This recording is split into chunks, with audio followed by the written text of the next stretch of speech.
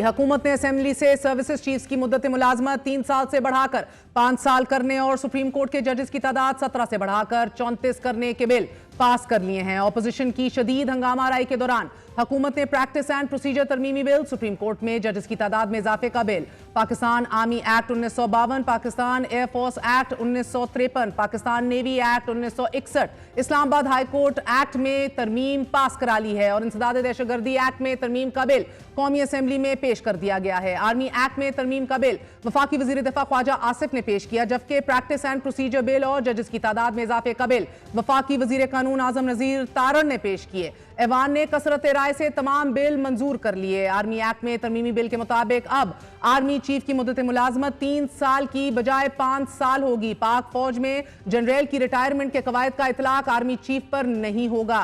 तैनाती, दोबारा तैनाती या एक्सटेंशन की सूरत आर्मी चीफ बतौर जनरल काम करते रहेंगे। इसी तरह हुकूमत ने एयरफोर्स एक्ट और नेवी एक्ट में भी तरमीम करते हुए दोनों चीफ्स की मुद्दत मुलाजमत में भी 5 साल तक का इजाफा कर दिया है। इसके साथ साथ हुकूमत ने प्रैक्टिस एंड प्रोसीजर बिल मंजूर करते हुए कमेटी कॉम्पोजिशन भी तश्कील कर दी है। Committee chief justice of Pakistan, senior puny जज और आईनी बेंच के सीनियर जज पर अब मुश्तमिल होगी, यानी कि प्रैक्टिस एंड प्रोसीजर एक्ट में आईनी बेंच के सीनियर जज का इजाफा कर दिया गया है, यानी कि जस्टिस मुनीब अब इस कमेटी में नहीं होंगे फॉर। इस बिल के तहत सुप्रीम कोर्ट में हर मुकदमा चीफ जस्टिस की जेर निगरानी मखसूस बेंच के सामने पेश होगा, जिसका तयन वक्तन फवक्तन किया जाएगा। बिल के मुताबिक आर्टिकल 184 की शिक 3 के तहत समाअत करने वाले बेंच का मामला नौयत को वाज़े और माकूल बुनियाद पर तय करना होगा और यह मामला अवामी अहमियत का हामिल है भी या नहीं, इसकी भी वजाहत करनी होगी। इसी तरह बिल में नए सेक्शंस 7A और 7B का इजाफा किया गया है।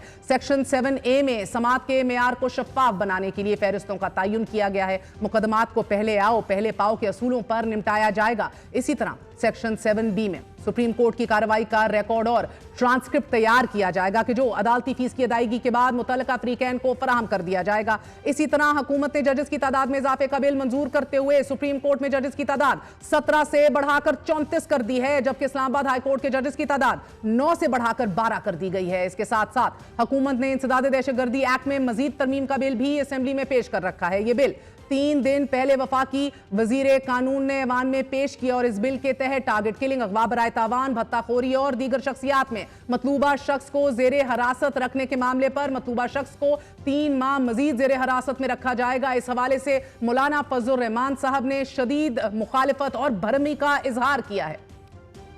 हुकूमत एक नई कानून साजी की तरफ जा रही है। दिफाई इदारे को बेतहाशा इख्तियारात दे देना, किसी को भी शक की बुनियाद पर 90 दिन तक अपनी तहवील में रख सकता है और तहवील की इस मुद्दत में मजीद इजाफा भी कर सकते हैं। ये एक सिविल मार्शल लॉ मुल्क पे कायम करने के मुतरादिफ होगा। ये जमहूरियत के चेहरे पर एक धब्बा होगा। क्या ये नया एक्ट 26वीं तरमीम की रूह के मुनाफी नहीं है? कल आपने 26वीं तरमीम में वो सारे किरदार वापस ले लिए कि जिससे हमारे आर्म फोर्सेस को सिविल के अंदर इख्तियारात में इजाफा मिल रहा था। आज दूसरी तरफ से आपने एक्ट पास करके अपने ही उस अमल की नफी की है। ये आइन की तौहीन है।